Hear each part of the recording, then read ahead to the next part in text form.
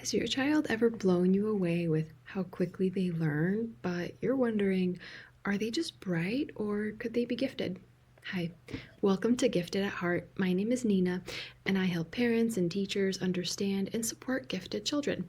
Today, we're breaking down the key differences between bright and gifted and why it matters. So, many kids are very smart, but not all are gifted. Schools often miss gifted kids in their identification practices if they only look at traditional markers of intelligence like grades or good behavior. Mislabeling kids can lead to boredom, frustration, and learners that are really under-challenged. So let's dive in. The first thing we're looking at is learning style. A bright or a high-achieving student will learn quickly with repetition. They enjoy school tasks. They're generally going to be compliant, and they're going to work really hard to please the adults and grown-ups in their lives.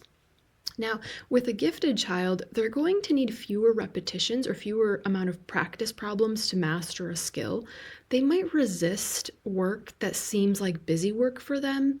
So things like worksheets with 20 problems that are all really similar, they're really not going to like that. The other thing is that you might be, as a teacher, mid-sentence explaining a concept and they already see the pattern, and so they might complete an assignment before a teacher is even done fully explaining to the rest of the class. So another example is that a bright child might master some spelling words after a couple of practices, but a gifted child might remember it after just seeing that word once. Now, the next thing is the depth of thinking. A bright child or a high-achieving child will know the right answers, but a gifted child might ask really deep or complex questions beyond what is taught in the classroom. For example, a bright child might be able to answer a question like, what's the capital of Georgia? But a gifted child will ask questions like, why do states have capitals in the first place? Or why isn't the biggest city always the capital? The next one is creativity and problem solving. Bright students are going to look for the expected solutions. They usually know the right answer and they go about it in a textbook type of way. Whereas gifted students oftentimes invent their own methods and they challenge assumptions. If you ask them to solve a math problem, they will usually figure out their own creative way of solving it, and they'll try to explain it to you and you'll be like, what is this kid doing? So they might try to solve a problem in a new and unorthodox way, whereas a bright student is going to use a standard algorithm to solve it. The fourth one is emotional intensity. Bright students are generally pretty emotionally typical for their age, whereas gifted students are going to have really strong feelings. They might have strong reactions to injustice, sadness, stress, or just feeling overwhelmed.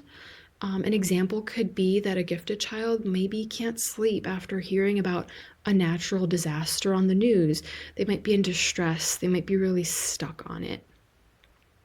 The fifth one is motivation. Bright students are normally motivated by things like achievement or praise from grown-ups or rewards in the classroom like stickers or candy. Really external rewards, little prizes or trinkets could be really motivating for them. Whereas gifted students are usually very self-driven and they're not motivated by traditional rewards. They have this feeling where whatever they're doing has to be perfect and their motivation really comes internally. So an example might be that a gifted student might not want to turn in an assignment because it's just not perfect enough yet. Students might put a lot of pressure on themselves to do everything perfectly up to their own standards. One time I actually had a student that put a lot of pressure on herself to do things perfectly, and I thought maybe that was coming from home, maybe parents were putting a lot of pressure on her to do really well and get good grades. But really, when I met the mom, there was no pressure at home from that. That was her own desire to spend all this extra time perfecting her skills. She wanted to spend her weekends working on cursive practice. She wanted to spend her weekends practicing long division or learning a new language. That wasn't something that her parents forced her to do. She wanted to do that on her own. And she didn't want to play outside with her friends. She wanted to be inside practicing something in the house. Now, what can we do to support the gifts of a child? The first thing is to support their interest. Whatever they're interested in, just go with it. Don't pressure them to be a certain way or to be interested in a certain thing. Focus on the process instead of praising the end result of something. That will really help with that perfectionism that a lot of gifted students struggle with. So, really praising them when you see them working hard or staying focused. And if the end result maybe doesn't turn out exactly as they had envisioned, it's not the end of the world. Something else to remember is that every child is amazing and unique in their own way, but gifted kids often need different kinds of support. Did any of these signs sound like your child or your student? Drop a comment below. I'd love to hear about your experience. If you found this video helpful, please like and subscribe.